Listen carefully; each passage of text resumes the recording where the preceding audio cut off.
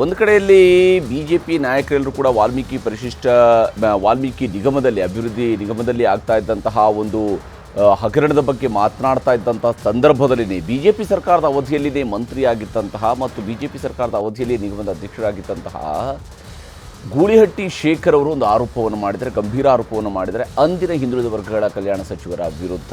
ಬಹಳ ಮುಖ್ಯವಾಗಿ ಈ ಆರೋಪ ಮಾಡಿರುವಂಥವರು ಕೋಟಾ ಶ್ರೀನಿವಾಸ್ ಪೂಜಾರಿ ಅವರ ವಿರುದ್ಧ ಹೊಸದಾಗಿ ಸಂಸದರಾಗಿ ಆಯ್ಕೆಯಾಗಿದ್ದಾರೆ. ಹಾಗಾದರೆ ಗೂಳಿಹಟ್ಟಿಯವರ ಆರೋಪದ ಸ್ವರೂಪ ಯಾವ ಸ್ವರೂಪದಲ್ಲಿದೆ ಅನ್ನೋದನ್ನು ನಿಮಗೆ ತೋರಿಸ್ತೀವಿ ಈ ವರದಿಯ ಮೂಲಕ. ಮಹರ್ಷಿ ವಾಲ್ಮೀಕಿ ಅಭಿವೃದ್ಧಿ ನಿಗಮದ ಅಕ್ರಮ, ಭ್ರಷ್ಟಾಚಾರ, ಸಚಿವರ ರಾಜೀನಾಮೆ ಮಾತಿನ ಹೊತ್ತಲ್ಲೇ ಮತ್ತೊಂದು ಹಗರಣ ಸದ್ದು ಮಾಡಿದೆ.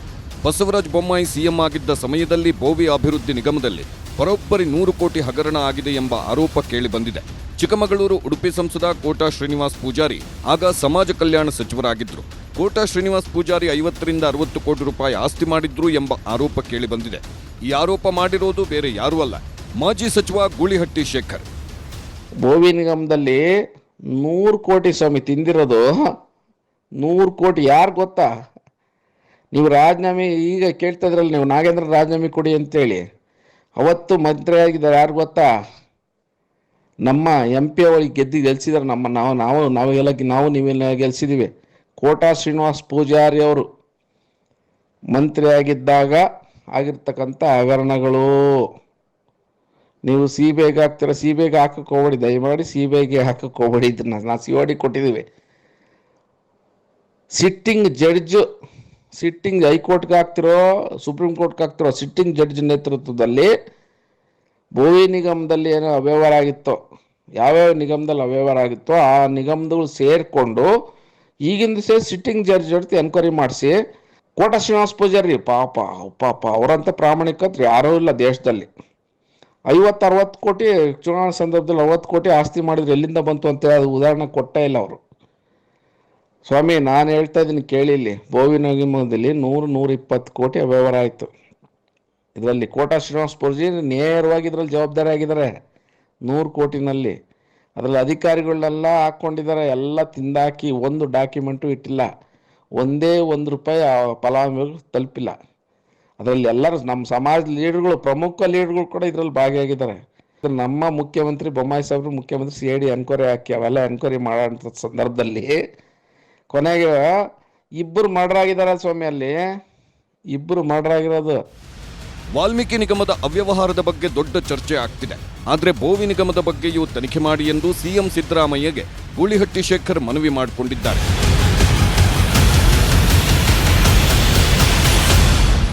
ಈ ಮಧ್ಯೆ ಸಚಿವ ಸ್ಥಾನಕ್ಕೆ ರಾಜೀನಾಮೆ ಘೋಷಿಸಿರೋ ಬಿ ನಾಗೇಂದ್ರ ಕೂಡ ತನಿಖೆ ಆಗಲಿ ಎಂದರು. ಗೂಳಿಹಟ್ಟಿ ಶೇಖರ್ ಅವ್ರದ್ದೆಲ್ಲ ಕೂಡ ಅವರು ಯಾ ನಿಗಮದಲ್ಲಿ ನಾನು ಗೂಳಿಹಟ್ಟಿ ಶೇಖರ್ ಅವ್ರದ್ದೊಂದು ಆಡಿಯೋ ನೋಡ್ತಾ ಇದ್ದೆ. ಅವರು ಡೈರೆಕ್ಟ್ ಆಗಿ ಅವ್ರನ್ನ ಕ್ಲೇಮ್ ಮಾಡಿದ್ದಾರೆ. ಗೋವಿಂದ ಕಾರಜೋಳ ಅವ್ರ ಬಗ್ಗೆ ಕೂಡ ಹೇಳಿದ್ದಾರೆ, ಮತ್ತು ರಾಮ್ಲು ಅವ್ರ ಬಗ್ಗೆ ಹೇಳಿದ್ದಾರೆ, ಮತ್ತು ಶ್ರೀನಿವಾಸ್ ಕೋಟಾ ಪೂಜಾರಿ ಅವ್ರ ಮೇಲೆ ಹೇಳಿದ್ದಾರೆ. ಇಂಥವನ್ನೆಲ್ಲ ಪ್ರಕರಣಗಳು ಇವತ್ತು ಗಂಭೀರವಾಗಿ ನಮ್ಮ ಮುಖ್ಯಮಂತ್ರಿಯವರು ತೆಗೆದುಕೊಂಡಿದ್ದಾರೆ. ಅವ್ರು ಏನಾದರೂ ಕಂಪ್ಲೇಂಟ್ ಕೊಟ್ಟರೆ ಈಗಾಗಲೇ ಕೂಡ ಮಾನ್ಯ ನಮ್ಮ ಗೃಹ ಮಂತ್ರಿಗಳು ಕೂಡ ಹೇಳಿದ್ದಾರೆ, ಅದನ್ನು ತನಿಖೆ ಮಾಡ್ತೀವಿ ಅಂತ ಹೇಳಿ ಕೂಡ ಹೇಳಿದ್ದಾರೆ. ರಾಜ್ಯ ಸರ್ಕಾರದ ವಿರುದ್ಧ ಮುಗಿಬಿದ್ದಿದ್ದ ಬಿಜೆಪಿಯನ್ನ ಹಣಿಯಲು ಕಾಂಗ್ರೆಸ್ ಕೈಗೆ ಹೊಸ ಅಸ್ತ್ರ ಸಿಕ್ಕಂತಾಗಿದೆ. ಇದನ್ನೇ ಇಟ್ಟುಕೊಂಡು ಬಿಜೆಪಿಗೆ ತಿರುಗೇಟು ಕೊಡಲು ಕಾಂಗ್ರೆಸ್ ಸರ್ಕಾರ ನಿರ್ಧರಿಸಿದೆ. ಬೋವಿ ಅಭಿವೃದ್ಧಿ ನಿಗಮದ ಅವ್ಯವಹಾರವನ್ನು SITಗೆ ವಹಿಸಲು ನಿರ್ಧರಿಸಿದೆ. Bureau report, news 18. ಸ್ವತಃ ಗೂಳಿಹಟ್ಟಿ ಶೇಖರ್ ಅವರಿಗೆ ನಮ್ಮ ಜೊತೆಗೆ ನೇರ ಸಂಪರ್ಕದಲ್ಲಿ ಜಾಯ್ನ್ ಆಗಿದ್ದಾರೆ. ಗೂಳಿಹಟ್ಟಿ ಅವರೇ, ಬಹಳ ಮುಖ್ಯವಾಗಿ ನೀವೊಂದು ವಿಚಾರವನ್ನು ಪ್ರಸ್ತಾಪ ಮಾಡಿದ್ರಿ, ಬೋವಿ ನಿಗಮದಲ್ಲಿ ಹಿಂಗೆ ಆಗಿದೆ ಅಂತ ಹೇಳಿದ್ದೀರಿ. ಟೈಮಿಂಗ್ ಬಗ್ಗೆ, ಗೂಳಿಹಟ್ಟಿ ಶೇಖರ್ ಅವರು ಕರ್ನಾಟಕದಲ್ಲಿ ಮಂತ್ರಿ ಆದಂಥವ್ರು, ಶಾಸಕರಾಗಿದ್ದವರಿಗೆ ಇಂಥದ್ದು ಅವ್ಯವಹಾರ ಆದಾಗ ಆ ಸಂದರ್ಭದಲ್ಲೇ ನೀವು, ಯಾಕಂದರೆ ನೀವು ಹಿಂದೆ ಶಾಸಕರಾಗಿದ್ದ ಅವಧಿಯಲ್ಲೇ ಬಹುತೇಕ ಈ ಹಗರಣ ಆಗಿದೆ ಅನ್ನುವಂಥದ್ದು ನಿಮ್ಮ ಮಾತುಗಳಿಂದ ಗೋಚರ ಆಗುತ್ತೆ. ಆಗ ಯಾಕೆ ಸುಮ್ಮನಿದ್ರಿ ಹಾಗಾದರೆ ಗೂಳಿಹಟ್ಟಿ ಶೇಖರ್ ಅವರು? ಇವಾಗ ಇಲ್ಲಿ ಕಾಂಗ್ರೆಸ್ನ ವಿರುದ್ಧ ಒಂದು ಆರೋಪ ಬಂದಾಗ ಇದ್ದಕ್ಕಿದ್ದಂತೆ ಗೂಳಿಹಟ್ಟಿ ಶೇಖರ್ ಅವರು ಈ ವಿಚಾರವನ್ನು ಹೇಳ್ತಾ ಇರೋದ್ರ ಉದ್ದೇಶ ಏನು ಅಂತ? ನಮಸ್ಕಾರ ಸಾಹೇಬ್ರ, ಕೇಳಿಸ್ತದಲ್ಲ? ಕೇಳ್ತಿದೆ ಶೇಖರ್ ಅವರೇ. ಸರ್ ಏನಿಲ್ಲ, ನಾನು ಈ ಸರ್ಕಾರ ಬಂದ್ಮೇಲೆ ಬೊಮ್ಮಾಯಿ ಸರ್ಕಾರ ಇದ್ದಾಗ CODಗೆ ಕೊಟ್ವಿ ಅದನ್ನ. ಹೌದು. ನನ್ನನ್ನು ಕೊನೆ ಹಂತದಲ್ಲಿ 3 ತಿಂಗಳಿದ್ದಾಗ ನನ್ನನ್ನು ಅಧ್ಯಕ್ಷನ್ ಮಾಡಿದ್ರು ಬೊಮ್ಮಾಯಿ ಸಾಹೇಬ್ರು. ಹೌದು. ಬೋವಿ ನಿಗಮಕ್ಕೆ ಆವಾಗ ಗೊತ್ತಾಯ್ತು ಅದ್ರಲ್ಲಿ ಏನೇನು ಅವ್ಯವಹಾರ ಹಾಳಾಗಲ್ಲ ಅಂತೇಳಿ. ನಾನು ಅವಾಗ ಬೊಮ್ಮಾಯಿ ಸಾಹೇಬ್ರಿಗೆ ಹೇಳ್ಬಿಟ್ಟು ಅವಾಗ CODಗೆ ಎನ್ಕ್ವೈರಿ ಹಾಕ್ಸಿದ್ವಿ. ಸಿಐಡಿ ಎನ್ಕ್ವೈರಿ ಮಾಡ್ಬೇಕಾದ್ರೆ ಒಂದ್ ಹಂತಕ್ ಬಂದಿತ್ತು. ಒಂದ್ ಹಂತಕ್ ಬಂದಾಗ ಅಷ್ಟೊತ್ ಸರ್ಕಾರ ನಾವು ಹೋದ್ವಿ, ಸರ್ಕಾರ ಚೇಂಜ್ ಆಯ್ತಲ್ಲ. ಹೌದು. ಮುಖ್ಯಮಂತ್ರಿಗಳು ಬಂದ ಮೇಲೆ ಅವಾಗ ಏನ್ ಸಿಐಡಿ ಅಧಿಕಾರಿಗಳು ಪ್ರಾಮಾಣಿಕವಾಗಿದೆ ನಿಷ್ಠೆಯಿಂದ ಮಾಡ್ತಾ ಇದ್ರು. ಈಗ ಅವರೆಲ್ಲ ಅವ್ರಲ್ಲಿ ಇಂಥವ್ರನ್ನ ಯಾಕೆ ಅಂತ ಹೇಳ್ತಾ ಇಲ್ಲ ನಾವು. ಯಾವಾಗ ಎಲ್ಲಾರು ಬುಡಕ್ ಹೋಯ್ತು ಎನ್ಕ್ವೈರಿ ಆಗ್ತಾ ಆಗ್ತಾ ಆಗ್ತಾ ಅದ್ರಲ್ಲಿ ಇದಕ್ಕಿನ್ನ 10 ಪಟ್ಟಿದೆ ಬೋವಿ ನಿಗಮದಲ್ಲಿ. ವಾಲ್ಮೀಕಿ ನಿಗಮದ ಏನಿಲ್ಲ ಕಂಪೇರ್ ಮಾಡ್ಕೊಂಡ್ರೆ. ವಾಲ್ಮೀಕಿ ಕಂಪೇರ್ ಮಾಡ್ಕೊಂಡ್ರೆ ಬೋವಿ ನಿಗಮದ್ದು ಒಂದೇ ಅಲ್ಲ, ಬೇರೆ ಬೇರೆ ನಿಗಮಗಳಲ್ಲೂ ಕೂಡ ನಾನ್ ತನಿಖೆ ಮಾಡಿ ಅಂತ ಹೇಳಿದ್ವು, ಅದನ್ನೇ ಒತ್ತಾಯ ಮಾಡಿದ್ದು. ಅವಾಗ ಯಾಕೆ ಸುಮ್ನೆ ಇದ್ದೆ ಅಂದ್ರೆ, ನಾನು ಸರ್ಕಾರ ಬಂದ್ಮೇಲೆ ಸಿದ್ದರಾಮಯ್ಯ ಸಾಹೇಬ್ರ ಸರ್ಕಾರ ಬಂದ್ಮೇಲೂ ಕೂಡ ಇವ್ರಿಗೇನ್ ಗೊತ್ತಾ, ಈ ನಿಗಮಗಳಿಗೆ ಅಂದ್ರೆ ಯಾವ ಗೊತ್ತಾಗಲ್ಲ, ಯಾವ ಕಣ್ಣಿಗೂ ಕಾಣೋದಿಲ್ಲ. ಸಣ್ಣ ನಿಗಮಗಳಲ್ವಾ, ಸಣ್ಣ ನಿಗಮಗಳು, ವಾಲ್ಮೀಕಿ ನಿಗಮ ಇರ್ಬೋದು, ಬೋವಿ ಇರ್ಬೋದು, ನಮ್ಮ ಲಂಬಾಣಿ ಸಮಾಜದ ಇರ್ಬೋದು, ಆದಿಜಾಮ ಇರ್ಬೋದು. ಈ ನಿಗಮಗಳು ನಾವು ಜಾತಿಗೊಂದೊಂದು ನಿಗಮಗಳು ಮಾಡ್ಕೊಂಡಿದೀವಿ. ಹೌದು. ಅದರಲ್ಲಿ ಅವ್ಯವಹಾರಗಳು ಆಗಿದಷ್ಟು ಇನ್ನೆಲ್ಲೂ ಕೂಡ ಆಗಿಲ್ಲ. ಹೌದು. ಆ ಎನ್ಕ್ವೈರಿ ಆಗಿರೋ ಆಫೀಸರ್ನ ಎನ್ಕ್ವೈರಿಗೆ ಹಾಕಿದ್ರಲ್ಲ ಈ ಸರ್ಕಾರ ಬಂದ್ಮೇಲೆ, ಸಿದ್ದರಾಮಯ್ಯ ಸರ್ಕಾರ ಬಂದ್ಮೇಲೆ, ಸಮಾಜ ಕಲ್ಯಾಣ ಮಂತ್ರಿ ಯಾರು ನಮ್ಮ ಮಾದೇವಪ್ಪ ಇದಾರಲ್ಲ, ಇನ್ಫ್ಲೂಯೆನ್ಸ್ ಗಳೆಲ್ಲ ಮಾಡಿ ಫಸ್ಟ್ ಅದನ್ನ ಮೂಲೆ ಗುಂಪು ಮಾಡಿದ್ರು. ಅದು ಹಗರಣ ತನಿಖೆ ಮಾಡ್ತಾ ಇದ್ರ ಅಧಿಕಾರಿನ ಟ್ರಾನ್ಸ್ಫರ್ ಮಾಡಿದ್ರು. ನಾನು ಅದ್ರ ಮೇಲೆ ಟ್ರಾನ್ಸ್ಫರ್ ಮಾಡ್ಬಿಟ್ಟು ಅಟ್ಲೀಸ್ಟ್ ಒಂದ್ 2 ತಿಂಗಳಿದ್ರೆ ಆ ಅಧಿಕಾರಿಗಳು ಅದನ್ನ ಎನ್ಕ್ವೈರಿ ಮಾಡಿ ಸರ್ಕಾರಕ್ಕೆ ವರದಿ ಕೊಡ್ತಾರೆ ಅಂತ ಹೇಳಿದ್ವಿ. ನಾನು ಪರ್ಸನಲ್ ಹೋಗಿ ರಿಕ್ವೆಸ್ಟ್ ಮಾಡಿದೆ, ಸಿದ್ದರಾಮಯ್ಯ ಸಾಹೇಬ್ರಿಗೂ ಲೆಟರ್ ಕೊಟ್ಟೆ, ಮಾದೇವಪ್ಪ ಸಾಹೇಬ್ರಿಗೂ ಲೆಟರ್ ಕೊಟ್ವಿ. ನಾನು ಕೊಟ್ಟಿಲ್ಲ ಅಂತ ನಾನು ಪ್ರಯತ್ನ ಪಟ್ಟಿದ್ದೆ, ಲೆಟರ್ ಕೊಟ್ಟಿದ್ದೀನಿ. ಸ್ವತಃ ನಾನೇ ಹೋಗಿ ADGP CID ನಮ್ಮ ಯಾರು ಸಲೀಂ ಸಾಹೇಬ್ರು ಇದಾರಲ್ಲ ಅವ್ರಿಗೆ ಭೇಟಿ ಮಾಡಿ ಒಂದ್ 2 ತಿಂಗಳು ಇರಿ ಸರ್, ಅದೇ ಎನ್ಕ್ವೈರಿ ಆಫೀಸರ್ ಇರ್ಲಿ, ಅದೇನ್ ಬರ್ತದೆ ರಿಸಲ್ಟ್ ಬಂದ್ಬಿಡ್ಲಿ, ಒಂದು ಕಂಪ್ಲೀಟ್ ಮಾಡ್ಬಿಡ್ಲಿ ಅಂದ್ವಿ. ಅವ್ರು ಆಗ್ಲಿ ಎನ್ಕ್ವೈರಿಗೆ ಇನ್ನೇನು ಫೈನಲ್ ಹಂತದಲ್ಲಿ ಬರ್ತಾ ಇತ್ತು, ಅಷ್ಟೊತ್ತಿಗೆ ಆ ಅಧಿಕಾರಿನ ಟ್ರಾನ್ಸ್ಫರ್ ಮಾಡಿದ್ರು. ನಾನು ಹೈಕೋರ್ಟ್ಗೆ ಒಂದು PIL ಹಾಕ್ದೆ. PIL ಹಾಕಿದ್ರು ಕೂಡ ಕೋರ್ಟ್ ಏನ್ ಮಾಡ್ತು, ಅವರು ವಿವೇಚನೆ ಬಿಟ್ಟಿದ್ದು, ಸರ್ಕಾರದ ವಿವೇಚನೆ ಬಿಟ್ಟಿದ್ದು, ಯಾವ ಅಧಿಕಾರಿ ಇರ್ಬೇಕು, ಯಾವ ಅಧಿಕಾರಿ ಇರಬಾರ್ದು ಅಂತ ಹೇಳಿ. ಯಾಕಂದ್ರೆ ಅವ್ರು ಮಾಡೋ ತನಿಖೆ ಅದು ಪಾರದರ್ಶಕ ಆಗಿರ್ತದೆ. ಅವರು ವಿವೇಚನೆ ಬಿಟ್ಟು ಅದ್ರಲ್ಲಿ ಇಂಟರ್ಫಿಯರ್ ಹಾಕಾಗಲ್ಲ ಅಂತ ಹೇಳ್ಬಿಡ್ತು ಕೋರ್ಟ್. ನನ್ನ ಪ್ರಯತ್ನ ಮಾಡಿದೆ. ಅಲ್ಲಿಗೆ ನಮ್ಮ ಬಿಜೆಪಿ ಸರ್ಕಾರದಲ್ಲಿ ಆಗಿರ್ತಕ್ಕಂತ ನಾನು ಹಗರಣ, ಅದು ಬಹುದೊಡ್ಡ ಹಗರಣ. ಅದನ್ನ ಹೇಳ್ಬೇಕಾದ್ರೆ ಇದರಲ್ಲಿ ನೀವು ಈಗ ನೇರವಾದಂತಹ ಆರೋಪವನ್ನ ಕೋಟ ಶ್ರೀನಿವಾಸ ಪೂಜಾರಿ ಅವರ ವಿರುದ್ಧ ಮಾಡಿದ್ದೀರಿ. ಅವ್ರು ಯಾವ ರೀತಿಯಾಗಿ ಇದರಲ್ಲಿ ಭಾಗಿಯಾಗಿದ್ದಾರೆ ಅನ್ನುವಂಥ ನಿಮ್ಮ ಆರೋಪ ಇರುವಂತದ್ದು ಇದರಲ್ಲಿ ಅಂತ. ನನಗೆ ಆರೋಪ ಅಲ್ಲ, ನಾನು ಹೇಳ್ತಾ ಇರೋದು, ಇವ್ರು ಇಲ್ಲಿ ನಾಗೇಂದ್ರನ್ ತಗೊಳ್ತಾ ಇದಾರಲ್ಲ, ಕೋಟ ಶ್ರೀನಿವಾಸ ಪೂಜಾರಿ ಮಂತ್ರಿ ಆಗಿದ್ದಾಗ ಅದರಿಂದ ಹಿಂದೆ ಯಾರ್ಯಾರು ಮಂತ್ರಿಗಳಿದ್ರು ಅಂತೇಳಿ ನಿಮಗೆ ಗೊತ್ತಿದೆ. ಸಮಾಜ ಕಲ್ಯಾಣ ಮಂತ್ರಿಗಳು ಯಾರ್ಯಾರು ಆಗಿದ್ರು ಅದಿಂದೆ. ಹೌದು. ಇಲ್ಲಿ ಎಲ್ಲಿ ಬರ್ತದೆ ಗೊತ್ತಾ, ಇದ್ರಲ್ಲಿ ಟೆಕ್ನಿಕಲ್ ಆಗಿ MLAಗಳು ಕೇಳಿ ಹೇಳ್ತಾರೆ, ವಿವೇಚನಾ ಕೋಟ ಅಂತ ಹೇಳಿದೆ, ವಿವೇಚನಾ ಕೋಟ ಅಂತೇಳಿ ಅದ್ರಲ್ಲಿ ಮಿಸ್ಯೂಸ್ ಮಾಡ್ಕೊಂಡ್ರು. ಇವ್ರಿಗೆ ಮಂತ್ರಿಗೂ ಹೇಳ್ದೆ, ನಾನು ಕೋಟ ಶ್ರೀನಿವಾಸ ಪೂಜಾರಿಗೆ ಹೇಳ್ದೆ, ನಾನು ಅಧ್ಯಕ್ಷ ಆದ ತಕ್ಷಣ ಅವ್ರ PAಗಳು ಎತ್ಕೊಂಬರೋರು ನನ್ನ ಹತ್ರ ಲಿಸ್ಟ್ಗಳು, ಅವ್ರ PS ಗಳು ಎತ್ಕೊಂಬರೋರು, ಅವ್ರು ಗೈಡ್ ಮಾಡೋರು, ಸರ್ ಹಿಂಗ್ ಮಾಡಿ ಸರ್, ಹಿಂಗ್ ಮಾಡಿ ಸರ್, ಹಿಂಗ್ ಮಾಡಿ ಸರ್ ಅಂತ ಹೇಳಿ ನಮ್ಗೆ. ನಾನ್ ಫಸ್ಟ್ ವಿವೇಚನಾ ಕೋಟ ಬೊಮ್ಮಾಯಿ ಸಾಹೇಬ್ರಿಗೆ ಕಟ್ ಮಾಡಿಸ್ದೆ. ಫಸ್ಟ್ ನಮ್ಮ ಅಧ್ಯಕ್ಷ ಕೋಟ, ನನ್ ಕೋಟ ಕಟ್ ಮಾಡಿಸ್ದೆ, ಅದು 5%. ಆಮೇಲೆ ಮಂತ್ರಿ ಕೋಟನು ಕೂಡ ಕಟ್ ಮಾಡಿಸ್ಬಿಟ್ಟೆ. ಮಂತ್ರಿಗಳು ಆಮೇಲೆ ಹೋಗಿ ಗಲಾಟೆ ಮಾಡಿದ್ರಲ್ಲಿ ಮುಖ್ಯಮಂತ್ರಿ ಹತ್ರ, ಏನ್ ಸರ್ ಅವ್ನ ಅಧ್ಯಕ್ಷರು ಅದು ಗುಳೇಟಿ ಶೇಖರ್ ಮಿನಿಸ್ಟರ್ ಕಟ್ ಮಾಡ್ಬಿಟ್ಟಿದ್ರ ಅಂದ್ರು. ಸ್ವಾಮಿ ನಾಳೆ ಏನಾದ್ರು ಎನ್ಕ್ವೈರಿ ಬಂದ್ರೆ ನಿಮಗೂ ತೊಂದರೆ ಆಗುತ್ತೆ ಕೋಟ ಶ್ರೀನಿವಾಸ ಪೂಜಾರಿ ಅಂತೇಳಿ ಅವ್ರು ನೇರವಾಗಿ ನಾನು ಹೇಳ್ದೆ. ನೀವ್ಯಾಕೆ ಸುಮ್ನೆ ನೀವು ಸ್ವಚ್ಛವಾಗಿ ಇದೀರಾ, ನೀವ್ಯಾಕೆ ನಿಮ್ಮ ಅನಾವಶ್ಯಕವಾಗಿ ಎನ್ಕ್ವೈರಿಗಳು ಬರ್ತಾವ, ಅಲ್ಲಿ ಯಾಕೆ ಫೇಸ್ ಮಾಡಕ್ ಹೋಗ್ತೀರಿ ಸ್ವಾಮಿ, ಬಿಟ್ಬಿಡಿ ಅಂದೆ. ಅದಕ್ಕೆ ನನ್ನ ಇದೇನ್ ಗೊತ್ತಾ, ಯಾರ್ಯಾರು ಮಂತ್ರಿ ಸಮಾಜ ಕಲ್ಯಾಣ ಮಂತ್ರಿ ಆಗಿದ್ರಲ್ಲ ಅವಾಗ, ಕೋಟ ಶ್ರೀನಿವಾಸ ಪೂಜಾರಿ ಸಾಹೇಬ್ರು ಇದ್ರು, ಅದ್ರಿಂದ ಶ್ರೀರಾಮುಲು ಇದ್ರು ಅಲ್ವಾ, ಇದಕ್ ಸಮಾಜ ಕಲ್ಯಾಣ ಮಂತ್ರಿ ಆಗಿ, ಅದರಿಂದ ಗೋವಿಂದ ಕಾರಜೋಳ ಸಾಹೇಬ್ರು ಇದ್ರು. ಅವ್ರು ಮಾಡಿದಾರೆ ಅಂತ ಹೇಳ್ತಾ ಇಲ್ಲ ನಾನು, ಯಾರ್ಯಾರ ಅವಧಿನಲ್ಲಿ ನೀವು ಚೆಕ್ ಮಾಡಿ ಅಂತ ಹೇಳ್ತಾ ಇದೀವಿ. ಯಾರ್ಯಾರ ಅವಧಿನಲ್ಲಿ ಏನೇನಾಗಿದೆ ಅಂತ ಚೆಕ್ ಮಾಡಿದ್ವಿ, ತನಿಖೆ ಮಾಡಿ ಅಂತ ಹೇಳ್ತಾ ಇದೀವಿ ಇಲ್ಲಿ. ಅದರಲ್ಲಿ ಅಂದ್ರೆ ಇಲ್ಲಿ ಯಾವ ರೀತಿ ಅವ್ಯವಹಾರ ಆಗಿದೆ ಅನ್ನೋಂಥವ್ರಿಗೆ 100-120 ಕೋಟಿ ಅನ್ನೋ ದೊಡ್ಡ ಅಮೌಂಟ್ ಅನ್ನು ನೀವು ಕೋಟ್ ಮಾಡ್ತಾ ಇದ್ದೀರಿ ಗುಳಿಯಟ್ಟಿ ಅವರೇ. ಹೌದು, ಯಾವ ರೀತಿಯಾಗಿ ವ್ಯವಹಾರ ಆಗಿದೆ ಅಂತ ಹೇಳಿ. ಒಂದ್ ರೂಪಾಯಿ ರಿಕವರಿ ಆಗಿಲ್ಲ, ಇದು ತಿಳ್ಕೊಳ್ಳಿ ನೀವು. ಓಕೆ, ಇಲ್ಲಿ ನೀವು ಟಿವಿನಲ್ಲಿ ತೋರಿಸ್ತಾ ಇದ್ದೀವಿ, ಟಿವಿನಲ್ಲಿ ನೋಡ್ತಾ ಇದೀವಿ, ಯಾವ ಏಜೆನ್ಸಿಗಳಿಗೆ 5 ಕೋಟಿ 4 ಕೋಟಿ 10 ಕೋಟಿ ಟ್ರಾನ್ಸ್ಫರ್ ಮಾಡಿದ್ದಾರೆ ಇದು ಅಲ್ವಾ. ಹೌದು ಸೇಮ್ ಬೋವಿ ನಿಗಮದಲ್ಲಿ ಅದೇ ತರ ಟ್ರಾನ್ಸ್ಫರ್ ಮಾಡಿದ್ದಾರೆ. ಓಕೆ, ಅಲ್ಲೂ ಕೂಡ ಯಾವುದೇ ರೀತಿಯಾದಂತ ಅಂದ್ರೆ ಅಲ್ಲೂ ಕೂಡ ಈ ರೀತಿಯಾಗಿ ಅಕೌಂಟ್ ಇಂದ ಅಕೌಂಟ್ ಟ್ರಾನ್ಸ್ಫರ್ ಆಗ್ತಾನೆ ಹೋಗಿದೆ ಇದು. ಅಕೌಂಟ್ಗಳು ಅಲ್ಲಿ ಅದರದ್ದು ಡಿಫರೆಂಟ್ ವಿಚಿತ್ರ ಸ್ಟೋರಿ ಅದು ಡಿಬೇಟ್ಗಳಲ್ಲಿ ಯಾರು ಓಕೆ ಓಕೆ ನಿಮಿಷಕ್ಕೆ ಆಗ ಕತೆ ಅಲ್ಲ ಅದು. ಓಕೆ ಓಕೆ ಓಕೆ ಅದು ಮುಖ್ಯಮಂತ್ರಿಗೂ ಗೊತ್ತು, ಸಿದ್ದರಾಮಯ್ಯ. ಅದಕ್ಕೆ ನಾನು ಹೇಳ್ತಾ ಇದ್ದೇನೆ, ನಾನು ತನಿಖೆ ಮಾಡಿ ಈಗ ಒತ್ತಡ ಹಾಕಿ ಅದು ಸ್ಟಾಪ್ ಮಾಡಿಸಿದ್ದಾರೆ ಅಂತೇಳಿ. ಕಾಂಗ್ರೆಸ್ ಸರ್ಕಾರದಲ್ಲೇನೆ ಆ ತನಿಖೆನ ಹಳ್ಳ ಹಚ್ಚಿದ್ದಾರೆ ಅಂದ್ರೆ ಇನ್ನು ಯಾವ ತರ ಆಗಿರ್ಬೋದು ತಿಳ್ಕೊಳ್ಳಿ. ಅಂದ್ರೆ ಇಲ್ಲಿ ಆ ಏಜೆನ್ಸಿಗಳಿಗೆ ಹಂಚಿಕೆ ಆಗುವಂತ ಹಣದಲ್ಲಿನೇ ಅವ್ಯವಹಾರ ಆಗಿದೆ ಸರ್. ಅದರಲ್ಲಿ ಕಂಪ್ಲೀಟ್ 100 ಕೋಟಿ ಪೂರ್ತಿ ನಾವ್ MLA-ಗಳಿಗೆ ಪಾಪ ಬಡಪಾಯಿಗಳು ಗಂಗಾ ಕಲ್ಯಾಣ ಅಂತ ನಾವು ಕೊಡ್ತೀವಿ. MLA-ಗಳು ಆಯ್ಕೆ ಶಿಫಾರಸ್ ಮೇಲೆ 5, 10 ಈಗೆಲ್ಲ 2, 3 ಕೊಡ್ತಾ ಇದ್ವಿ. ಆ ದುಡ್ಡು ತಿಂದಿರೋದು, ಆ ದುಡ್ಡು ಬೇನಾಮಿ ಅಕೌಂಟ್ಗೆ ಹಾಕ್ಸ್ಕೊಂಡು ಓಕೆ ಆ ಅಕೌಂಟ್ಗಳಲ್ಲಿ ಒಬ್ರು ಯಾರಿಗಲ್ಲಿ ಫಲಾನುಭವಿಗಳು 10 ಲಕ್ಷ ಕೊಡೋ ಸ್ಕೀಮೇ ಇಲ್ಲ ನಮ್ಮಲ್ಲಿ. ಓಕೆ ಒಂದೇ ರೂಮ್ ಅಲ್ಲಿ ಬ್ಯಾಂಕ್ ಮ್ಯಾನೇಜರ್ನು ಕರ್ಸ್ಕೊಂಡು ಡಿಸ್ಟ್ರಿಕ್ಟ್ ಮ್ಯಾನೇಜರ್ ಒಬ್ಬ ಮೇಸ್ಟ್ರನ್ನ, ಗುಲ್ಬರ್ಗಾದಲ್ಲಿ ಒಬ್ಬ ಮೇಸ್ಟ್ರನ್ನ ಭೋವಿ ನಿಗಮದಲ್ಲಿ ಹೇಳ್ತಾ ಹೋದ್ರೆ ಸಾಹೇಬ್ರೆ, ಒಬ್ಬ ಮೇಸ್ಟ್ರು ಬಿಜಾಪುರ ಅನ್ಸುತ್ತೆ, ಶಾಲಾ ಅವಧಿ ಮುಗಿದ ನಂತರ, ಇದೆಲ್ಲ ಕೇಳಿದ್ರೆ ನೀವು, ಶಾಲಾ ಅವಧಿ ಮುಗಿದ ನಂತರ ಬಿಡುವಿನ ವೇಳೆಯಲ್ಲಿ ನಿಗಮದ ಕಚೇರಿಯಲ್ಲಿ ಜನರಲ್ ಮ್ಯಾನೇಜರ್, ಅಲ್ಲಿ ಡಿಸ್ಟ್ರಿಕ್ಟ್ ಮ್ಯಾನೇಜರ್ ಕೆಲಸ ಮಾಡುವಂತದ್ದು. ಓಕೆ ಡಿಸ್ಟ್ರಿಕ್ಟ್ ಮ್ಯಾನೇಜರ್ ಹಾಕ್ಸ್ಕೊಂತಾರೆ ಡಿಸ್ಟ್ರಿಕ್ಟ್ ಮ್ಯಾನೇಜರ್ನ ಶಾಲಾ ಅವಧಿ ಮುಗಿದ ನಂತರ. ಓಕೆ ಮೇಸ್ಟ್ರನ್ನ, ಹೈಸ್ಕೂಲ್ ಮೇಸ್ಟ್ರನ್ನ ಓಕೆ ಅವ್ರ ಹತ್ರ ಡ್ರಾ ಮಾಡಿಸ್ತಾರೆ. ಓಕೆ ಒಬ್ಬ ಇಂಜಿನಿಯರ್ನ ಹಾಕ್ಸ್ಕೊಂಡ್ರೆ AEE-ನ ಇಂಜಿನಿಯರ್ನ ಗುಲ್ಬರ್ಗಾದಲ್ಲೆಲ್ಲ, ಓಕೆ ಗುಲ್ಬರ್ಗಾದಲ್ಲಿ ಅವ್ರ ಹತ್ರ ಚೆಕ್ಗಳು ಪವರ್ಸ್ ಮಾಡಿಸ್ಕೊಂಡ್ರೆ. ಇದಕ್ಕಿನ ಇದ್ರ ತಾತ ಅದು ಭೋವಿ ನಿಗಮದ್ದು. ಭೋವಿ ನಿಗಮದ್ದು ಎಲ್ಲ ಮಾಡಿ ಅಂತ ನಾನು ಒತ್ತಾಯ ಮಾಡಿ. ಖಂಡಿತ ಗುಳಿಯಟ್ಟಿ ಅವರೇ ಮಾತಾಡ್ತೀನಿ ಗುಳಿಯಟ್ಟಿ ಅವರೇ. ಇಲ್ಲಿ ನಾಗರಾಜ್ ಅವರೇ ಒಂದ್ ನಿಮಿಷ ನಾಗರಾಜ್ ಅವರೇ, ಸರ್ಕಾರ ನಿಮ್ಮ ಸರ್ಕಾರ ಬಂದ ನಂತರವೂ ಕೂಡ ಇದನ್ನು ನೀವು ಮುಂದುವರಿಸಿಲ್ಲ ಅಂತ ಹೇಳಿ ನೇರವಾಗಿ ಅವರು ಹೇಳ್ತಾ ಇದ್ದಾರೆ. ನಿಮ್ಮ ಸರ್ಕಾರ ಬಂದ ಮೇಲೂ ಕೂಡ ಈ ತನಿಖೆನ ಮಾಡ್ಲಿಲ್ಲ, ಯಾಕೆ ಹಂಗಾದ್ರೆ? ಕಾಂಗ್ರೆಸ್ ಬಿಜೆಪಿಯವರ ರಕ್ಷಣೆ ಮಾಹಿತಿ ನನಗೆ ಹೊಸದು. ಬಟ್ ಇವ್ರು ಏನಾದರೂ ರೇಸ್ ಮಾಡಿದ್ದು ನಮ್ಮ ಸರ್ಕಾರ ಗಮನಕ್ಕೆ ತಂದಿದ್ರೆ ಅದು ಯಾವ ಹಂತದಲ್ಲಿ ಅಂತ ನಿಮ್ಗೆ ತಿಳಿಸ್ತಕ್ಕಂಥ ಕೆಲಸವನ್ನು ಮಾಡ್ತೀನಿ. Because it's new matter to me, what is come to my knowledge. ಆದರೆ ಈಗ ಡಿಬೇಟ್ ಮಾಡೋದ್ರ ಸಂದರ್ಭದಲ್ಲಿ ಈಗ ವಾಲ್ಮೀಕಿ ನಿಗಮದಲ್ಲಿ ಆಗಿದೆ ಅಂದ ಮಾತ್ರಕ್ಕೆ ಭೋವಿದಲ್ಲಿ ಆಗಿರೋದನ್ನ ಅದು ಸರಿಸೋಣ ಬ್ಯಾಲೆನ್ಸ್ ಮಾಡಿ ಮಾತಾಡೋದಿಲ್ಲ. ಎಲ್ಲ ಕಡೆನೂ ಕೂಡ ಈ ಥರ ಆಗಿದ್ದರೆ ಅದು SIT ತನಿಖೆ ಆಗಬೇಕಾದ್ರೆ ಇದನ್ನು SIT ತನಿಖೆ ಕೊಡಬೇಕಾಗ್ತದೆ. ಯಾರು ತಪ್ಪು ಮಾಡಿದ್ರೆ ಅವ್ರ ಶಿಕ್ಷೆ ಆಗಲೇಬೇಕಾಗ್ತದೆ. ಅದರ ಎರಡು ಮಾತಿಲ್ಲ. ಅದು ಗೂಳಿಹಟ್ಟಿ ಶೇಖರ್ ಅವರು ಕೂಡ ಅವರು ಅಲ್ಲಿರ್ತಕ್ಕಂತಹ ಸಾಕ್ಷ್ಯಾಧಾರಗಳು ಅವ್ರ ಮಾಹಿತಿನ ಅವ್ರು ಹಂಚ್ಕೋಬೇಕು ಅಂತಕ್ಕಂಥ ಮನವಿನ ನಾನು ನಿಮ್ಮ ಮೂಲಕ ಮಾಡ್ತಾ ಇದ್ದೇನೆ. ಆದರೆ DNA ಬಗ್ಗೆ ಮಾತಾಡಿದ್ರು, ರಕ್ತದಲ್ಲೇ ಬಂದಿದೆ ಅಂತ ಹೇಳಿದ್ರು. ಅವ್ರು ಅಲಯನ್ಸ್ ಪಾರ್ಟ್ನರ್ ಟೈಮಲ್ಲಿ ಮಾತಾಡೋದಕ್ಕೆ ರಕ್ತದ ಬಗ್ಗೆ ಹೇಳಬೇಕಾಗ್ತದೆ. ಅದು ಯಾವ ಗ್ರೂಪಿಗೆ ಸೇರಿದೆ, ಅದು ಕರಪ್ಷನ್ ಅನ್ನ ಗ್ರೂಪಲ್ಲಿ ಸೇರ್ಕೊಂಡ್ಬಿಟ್ಟಿದೆ ಅಂತ ಕೇಳಬೇಕು. ನಮ್ಮ ಒಂದು ನಿಮಿಷ ಮುಗಿಸ್ತೀನಿ ಸರ್, ನಾನು ಇಂಟರ್ವ್ಯೂ ಗಾಂಧಿ ಕುಟುಂಬದಲ್ಲಿ ಇರುವಂತಹ ಆಪಾದನೆಗಳೇನು ಕಡಿಮೆ ಏನಿಲ್ಲ. ಎಲ್ಲರೂ ಕೂಡ ಒಂದಕ್ಕಿಂತ ಒಂದು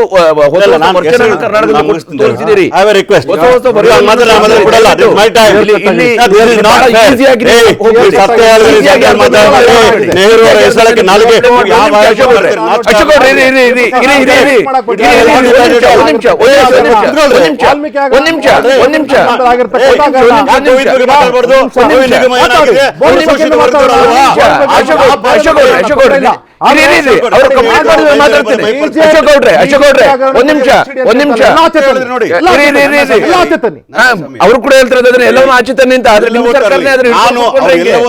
ತನ್ನಿ ಅಂತ ಹೇಳಿದಾಗ ನಾನು ಸ್ವಾಗತ ಮಾಡ್ತೀನಿ ಅದನ್ನ. ಅದು ವಾಲ್ಮೀಕಿ ನಿಗಮ ಇರಲಿ ಅಥವಾ ಯಾವುದು ದೇವರಾಜರ ನಿಗಮ ಇರಲಿ ಅಥವಾ ಭೋವಿ ಅಭಿವೃದ್ಧಿ ನಿಗಮ ಇರಲಿ, ಯಾವುದೇ ನಿಗಮ, ಹಿಂದುಳಿದ ವರ್ಗವೋ ಶೋಷಿತ ವರ್ಗವೋ ಒಕ್ಕಲಿಗರ ಅಭಿವೃದ್ಧಿ ನಿಗಮ, ಆ ಪ್ರಶ್ನೆ ಬರೋದಿಲ್ಲ ಅಲ್ಲಿ. Corruption is a corruption should be ಎರಾಡಿಕೇಟೆಡ್. ಯಾವುದೇ ಕಾರಣಕ್ಕೂ ಕಾಂಪ್ರಮೈಸ್ ಪ್ರಶ್ನೆ ಇಲ್ಲ. ನಾನು ಹೇಳ್ತಾ ಇರ್ತಕ್ಕಂದ್ರೆ ನಾವು ಸೆಲೆಕ್ಟ್ ಮಾಡಿದ್ರು ನಾವು ಸೆಲೆಕ್ಟಿವ್ ಆಗಿರಬಾರ್ದು. ನಾವು ಏನು ಹೇಳ್ತೀವಿ ಅಂತಂದರೆ, ಅದು ಕಾಂಗ್ರೆಸ್ ಸರ್ಕಾರ ಇದ್ದಾಗ ಸಂದರ್ಭದಲ್ಲಾಗಿದೆಯೋ, BJP ಸಂದರ್ಭದಲ್ಲಾಗಿದೆಯೋ, ಕೋalition ಸಂದರ್ಭದಲ್ಲಾಗಿದೆಯೋ, ಈಗಲಾದ್ರೂ ಮಾಡ್ತೀರಾ? ಖಂಡಿತವಾಗ್ಲೂ ಮಾಡ್ತೇವೆ. ನಿಮಗೆ ಕೊಡ್ತೇನೆ. JDS ಸರ್ಕಾರಗಳು ಸಮ್ಮಿಶ್ರ ಸರ್ಕಾರದ ಸಂದರ್ಭದಲ್ಲಿ BJP ಜೊತೆಲಿ ಅವ್ರು ಮಾಡಿದ ಸಂದರ್ಭದಲ್ಲಿ ಹಲವಾರು ಹಗರಣಗಳು, ಯಾರು ನೈತಿಕತೆನೇ ಇಲ್ಲ ಮಾತಾಡ್ಲಿಕ್ಕೆ.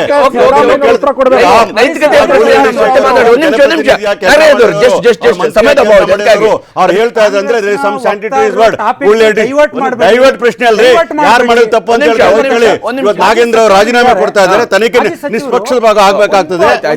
ಗಂಭೀರವಾದಂತ ಆರೋಪ ಒಂದು ಇವತ್ತು ಮಾಜಿ ಸಚಿವರು ಮಾತಾಡಿ. ಸರ್, ಯಾರೇ ಇರಲಿ ಸರ್, ಜನಸಾಮಾನ್ಯರು ಕಟ್ಟುವಂಥ ತೆರಿಗೆ ದುಡ್ಡು, ಅದು ಯಾವ ಮಂಡಳಿಗಳಾದ್ರೂ ಇರಲಿ, ಯಾವ ನಿಗಮಗಳಾದ್ರೂ ಇರಲಿ, ಯಾವ ಸಮುದಾಯಕ್ಕೆ ಸೇರಿದಾಗಲಿ, ಇವತ್ತು ಮಾಜಿ ಸಚಿವರು ಧ್ವನಿ ಎತ್ತಿದ್ದಾರೆ ಅಂದರೆ ಅದಕ್ಕೂ ಒಂದು ಅರ್ಥ ಇರುತ್ತೆ. ಯಾರ್ದು ದುಡ್ಡು ಸರ್ ಅದು ಓವರಲ್ಲ? ನಾವು ನೀವೆಲ್ಲ ರೋಡ್ ಸೈಡ್ ರಸ್ತೆ ಬದಿನಲ್ಲಿ ತಳ್ಳಗಾಡಿ ಅಂಗಡಿ ಇಟ್ಟಿರೋನು ಕಟ್ಟ ದುಡ್ಡೇ ಅದು. ಹೌದ್ರಿ, ಆ DNA ಅವ್ರದ್ದು, ಬಿಜೆಪಿ ಅವ್ರ DNA ಹೇಳಿ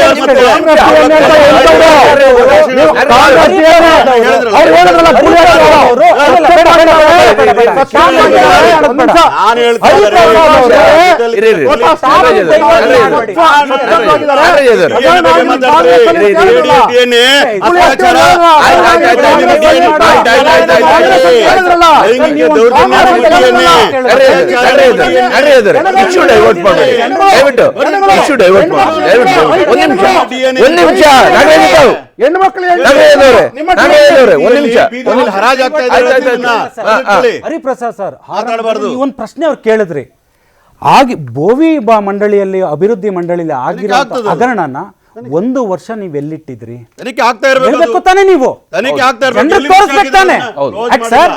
ಪುನಃ ಬೋವಿ ಮಂಡಳಿನಲ್ಲಿ ಯಾರಾದ್ರೂ ಅಧಿಕಾರಿ ನೇಣ ಹಾಕೊಳ್ಳೋವರೆಗೂ ಕಂಪ್ಲೀಟ್ ಮಾಡ್ಬಿಡ್ತೀನಿ ಸರ್, ಕಂಪ್ಲೀಟ್ ಮಾಡ್ತೀನಿ ಸರ್. ಕಾಂಗ್ರೆಸ್ ಸರ್ಕಾರದಲ್ಲಿ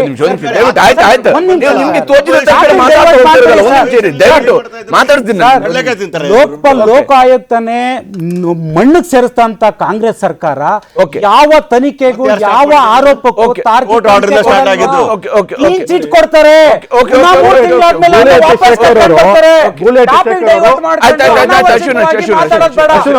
ಸಚಿವರು ಏನ್ ಹೇಳಿದ್ದಾರೆ ಅದನ್ನು ಚರ್ಚೆ ಆಗ್ಲಿ. ಅವರು ಒಂದು ಹೇಳಿದ್ರು, 2 ವಿಚಾರ ಹೇಳಿದ್ರು. ಒಂದು ನಿಮ್ಮ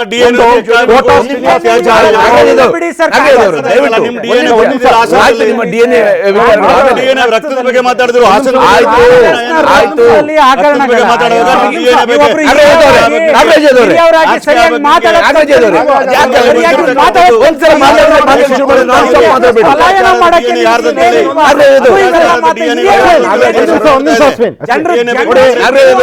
ದಯವಿಟ್ಟು ಹಿರಿಯವರಾಗಿ ಹೆಂಗ್ ಅಶ್ವಿನ್ ಸಾಕು, ಅಶ್ವಿನ್ ಸಾಕು, ದಯವಿಟ್ಟು ಒಂದ್ ನಿಮಿಷ. ಪ್ರಾಬ್ಲಮ್ ಏನು ನಾಗರಾಜ್ ಅವ್ರದ್ದು ಏನಂದ್ರೆ ಒಮ್ಮೆ ಸ್ಟಾರ್ಟ್ ಮಾಡಿದ್ರೆ ಅವ್ರ ಪಾಡಿಗೆ ಅವ್ರು ಮಾತಾಡ್ತಿರ್ತಾರೆ. 2 ವಿಚಾರ ಮಾತಾಡ್ತಾರೆ. ಒಂದು, ಕೋಟಾ ಶ್ರೀನಿವಾಸ್ ಪೂಜಾರಿ ಸ್ವಚ್ಛಂದವಾಗಿದ್ದಾರೆ, ಅವ್ರದ್ದು ಆರೋಪ ಅಲ್ಲ. ಅಧಿಕಾರಿಗಳು ಯಾರು ತಪ್ಪು ಮಾಡಿದ್ದಾರೆ ಅದನ್ನ ಇನ್ವೆಸ್ಟಿಗೇಷನ್ ಆಗ್ಲಿ ಅಂತ ಹೇಳ್ಬಿಟ್ಟು ಗುಳಿಹಟ್ಟಿ ಅವರು ಅವರ ಸಚಿವರಾಗಿದ್ದಾಗಲೂ ಕೂಡ ಹಿಂಗೆ ಆಗಿತ್ತು ಅಂದ್ರೆ ಅವ್ರದ್ದು ಕೂಡ ಅವರ ವೈಫಲ್ಯ ಕೇಂದ್ರ ವೈಫಲ್ಯ ಅವ್ರು ಹೇಳಿದ ವೈಫಲ್ಯನೂ ಇರುತ್ತೆ. ಒಂದ್ ನಿಮಿಷ ನಾನು ಮಾತಾಡ್ತೀನಿ, ಮುಗಿಸ್ಬಿಡ್ತೀನಿ. ಅವ್ರು ಏನ್ ಹೇಳಿದ್ರು ಅಂದ್ರೆ ಹಗರಣ ಮಂತ್ರಿಗಳೇ ಮಾಡಿದ್ದಾರೆ ಅಂತಲ್ಲ. ನೋಡಿ, ಇಲ್ಲಿ ಕ್ಲಿಯರ್ ಆಗಿ ಹೇಳಿದ್ರು. ಇನ್ನೊಂದು ಹೇಳಿದ್ರು, ಇನ್ನೊಂದು ವಿಚಾರ ಅಂದ್ರೆ ಅಧಿಕಾರಿಗಳು ಡಬಲ್ ಟೈಮ್ ಮಾಡ್ತಿದ್ರು ಅಂತ ಇನ್ನು 2 ವಿಚಾರ ಹೇಳ್ತಾರೆ. 3ನೇ ವಿಚಾರ ಏನಂದ್ರೆ ಇದರಲ್ಲಿ ಇನ್ನೂ ಸ್ವಲ್ಪ ಘಾತವಾಗಿದೆ. ಅಂದರೆ ಸಣ್ಣ ಅಮೌಂಟ್ 10,000, 20,000, 1 ಲಕ್ಷ, 10 ಲಕ್ಷ ಅಮೌಂಟ್ಗಳನ್ನ ಬೇರೆ ಬೇರೆ ಕಡೆ ಟ್ರಾನ್ಸ್ಫರ್ ಮಾಡಿದ್ದಾರೆ ಅಂತ ಹೇಳಿ, ಆಯಿತಾ? ಅಂದರೆ ಅರ್ಥ ಏನು ಅಂತಂದರೆ ಯಾರು ಫಲಾನುಭವಿಗಳು ಅಲ್ಲ ಅವರು ಟ್ರಾನ್ಸ್ಫರ್ ಆಗಿದೆ ಅನ್ನತಕ್ಕಂಥ ಆಪಾದನೆನ ಮಾಡ್ತಿದ್ದಾರೆ, ಆಯಿತಾ? ಅಂದರೆ ಅರ್ಥ ಏನು, ಈಗ ನಾವು ಎಲ್ಲ ಆಡಳಿತ ನೋಡಿರೋದ್ರಿಂದ ಸಣ್ಣ ಅಮೌಂಟ್ 25,000 ಅಂದರೆ ಒಬ್ಬರೇ ಸೈನ್ ಹಾಕ್ಬಿಡ್ತಾರೆ, 1 ಲಕ್ಷ ಅಂದರೆ ಒಬ್ಬರೇ ಸೈನ್ ಹಾಕ್ಬಿಡ್ತಾರೆ, 10 ಲಕ್ಷ ಅಂದರೆ ಒಂದು 3-4 ಜನ ಸೈನ್ ಹಾಕ್ತಾರೆ ಅಧಿಕಾರಿಗಳೇ. ಈಗ ಇಲ್ಲಿ ಆಗಿರ್ತಕ್ಕಂಥ ಮೊತ್ತಕ್ಕೆ ಅಲ್ಲಾಗಿರ್ತಕ್ಕಂಥ ಮೊತ್ತ ಡಿಫ್ರೆಂಟ್. ಇಲ್ಲಿ ಆಗಿರ್ತಕ್ಕಂಥ ಮೊತ್ತ 4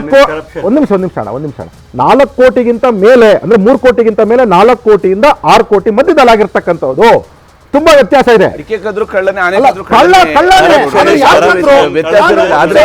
ಅಲ್ಲಲ್ಲ, ಇದು ಎಲ್ಲರ ಮೇಲೂ ಕೂಡ ಅನ್ವಯ ಆಗ್ಬೇಕು ಇದು ಅಂತ, ಎಲ್ಲರ ಮೇಲೂ ಅನ್ವಯ ಆಗ್ಬೇಕು ಇದು. ವಾಲ್ಮೀಕಿ ನಿಗಮದ ಮೇಲೂ ಕೂಡ ಆಗ್ಬೇಕು, ಹಾಗೆಯೇ ಬೋವಿ ನಿಗಮದ ವಿಚಾರದಲ್ಲಿ ಆಗಿರುವಂತ ವಿಚಾರ ಕೂಡ ಆಗ್ಬೇಕು. ಕಡೆದಾಗಿ ಸಂಕ್ಷಿಪ್ತವಾಗಿ ಗುಳಿಹಟ್ಟಿ ಶೇಖರ್ ಅವರೇ, ತಾವೇನು ಹೇಳ್ತೀರಿ ಈ ಪ್ರಕರಣದಲ್ಲಿ? ಸರ್ಕಾರ ಏನ್ ಮಾಡ್ಬೇಕಾಗಿದೆ, ಸರ್ಕಾರ ಜವಾಬ್ದಾರಿ ಏನಾಗಬೇಕಾಗಿದೆ ಇಲ್ಲಿ ಅಂತ? ಸರ್, ಈಗ ಅಲ್ಲಿ ಬಹಳ ತಗೊಳ್ಳಲ್ಲ, ಅಲ್ಲಿ 5 ಕೋಟಿ ಟ್ರಾನ್ಸ್ಫರ್ ಆಯ್ತಲ್ಲ, ವಾಲ್ಮೀಕಿ ನಿಗಮದಲ್ಲಿ ನೋಡ್ತಾ 4 ಕೋಟಿ 5 ಕೋಟಿ ಯಾವ್ದು ಕಂಪನಿಗಳಿಗೆ ಹೋಗಿದೆಯಲ್ಲ. ಹೌದು. ಬೋವಿ ನಿಗಮದಲ್ಲಿ ಅನಿಕಾ ಎಂಟರ್ಪ್ರೈಸಸ್ ಒಂದೆರಡು ನನ್ನ ಹೆಸರು ಇಟ್ಕೊಂಡು ಮರ್ತ್ಬಿಟ್ಟಿದ್ದೀನಿ. ಅನಿಕಾ ಎಂಟರ್ಪ್ರೈಸಸ್ ಅಂದ್ರೆ JP ನಾಗರಭಾವ ಇದೆ. Okay, ಕೇಳಿಸುತ್ತಲ್ಲ sir? ಕೇಳ್ತಿ 3 ಕೋಟಿ. ಓಕೆ, 3 ಕೋಟಿ ಟ್ರಾನ್ಸ್ಫರ್ ಮಾಡಿದ್ದಾರೆ. ಎಕ್ಸಾಂಪಲ್ ಇದು, ಒಂದು ಸಣ್ಣ ಎಕ್ಸಾಂಪಲ್. ಓಕೆ, 2.5 ಇಂದ 3 ಕೋಟಿ. ಓಕೆ, ಏನಕ್ಕೆ? ಬೆಡ್ ತಗೊಳಕಂತೆ. ಕೊರೋನಾ ಟೈಮಲ್ಲಿ ಬೆಡ್ ತಗೊಳಕ್ಕೆ ಎಲ್ಲ ಪ್ರಾವಿಷನ್ ಇದೆಯಾ ಸ್ವಾಮಿ? ಬೆಡ್ ತಗೊಳಕ್ಕೆ ಅದನ್ನ ಮೂಲ ಹಿಡಿದ್ರೆ ಮತ್ತೆ ವಿಧಾನಸೌಧದ ಒಳಗಡೆನೆ ಬರ್ತದೆ ಅದು ಮೂಲ. ಓಕೆ, ಗುಳಿಹಟ್ಟಿ ಶೇಖರ್ ಅವರೇ, ಸಮಯದ ಅಭಾವ ಇದೆ. ನಿಮ್ಮ ಹತ್ರ ಈ ವಿಚಾರದ ಬಗ್ಗೆ ಮತ್ತೆ ಇನ್ನೊಂದ್ಸಲ ಡೀಟೇಲ್ ಆಗಿ ಮಾತನಾಡಿಸ್ತೀನಿ ನಾನು ನಿಮ್ಮನ್ನು ಕೂಡ. ಬುಲೆಟ್ ಶೇಖರ್ ಅವರಿಗೆ ಧನ್ಯವಾದ ಕಾರ್ಯಕ್ರಮದಲ್ಲಿ ಜಾಯ್ನ್ ಆಗಿದ್ದಕ್ಕಾಗಿ. ತಮಗೆ ಮೂರಿಗೂ ಕೂಡ ಧನ್ಯವಾದ ಕಾರ್ಯಕ್ರಮದಲ್ಲಿ ಜಾಯ್ನ್ ಆಗಿದ್ದಕ್ಕಾಗಿ. ಭ್ರಷ್ಟಾಚಾರ ಯಾವ್ಯಾವ ಸ್ವರೂಪದಲ್ಲಿ ನಡೆಯುತ್ತೆ ಅನ್ನೋದನ್ನು ಊಹಿಸೋದಕ್ಕೆ ಸಾಧ್ಯ ಇಲ್ಲ ಅನ್ನೋದಕ್ಕೆ ಬುಲೆಟ್ ಶೇಖರ್ ಅವರು ಹೇಳಿರುವಂಥ ಈ ಕೆಲವು ಸಾಲುಗಳಲ್ಲಿ ಗೊತ್ತಾಗುತ್ತೆ. ಒಬ್ಬ ಮೇಸ್ಟ್ರನ್ನ ಯಾವ ಸ್ವರೂಪದಲ್ಲಿ ಇವರು ಇನ್ಯಾವ ಕೆಲಸಗಳಿಗೆ ಬಳಕೆ ಮಾಡ್ತಾರೆ ಅನ್ನುವಂಥದ್ರಿಂದಲೇ ಶುರುವಾಗುತ್ತೆ. ಹೆಂಗೆಲ್ಲ ಭ್ರಷ್ಟಾಚಾರ ನಡೆಯುತ್ತೆ ಅನ್ನೋಂಥದ್ದು. ಇದು ಇವತ್ತಿನ ಅಖಾಡ. ನಾಳೆ ಇನ್ನೊಂದು ಸಬ್ಜೆಕ್ಟ್ ಮೂಲಕ ನಿಮಗೆ ಹಾಜರಾಗ್ತೀನಿ. ನಮಸ್ಕಾರ. ಕನ್ನಡಿಗರ ನೆಚ್ಚಿನ ನ್ಯೂಸ್ 18 ಕನ್ನಡ ಈಗ ವಾಟ್ಸ್ಆಪ್ನಲ್ಲೂ ಲಭ್ಯ. ಕರ್ನಾಟಕ, ದೇಶ ವಿದೇಶಗಳ 360 ಡಿಗ್ರಿ ಸುದ್ದಿಯ ವಿವರಗಳನ್ನ ನಿಮ್ಮ ಕೈ ಬೆರಳುಗಳಲ್ಲೇ ಪಡಿಲಿಕ್ಕೆ ಈ QR ಕೋಡ್ ಅನ್ನ ಸ್ಕ್ಯಾನ್ ಮಾಡಿ, ನಮ್ಮ ಚಾನಲ್ ಫಾಲೋ ಮಾಡಿ, ನೋಟಿಫಿಕೇಶನ್ ಆನ್ ಮಾಡಿ.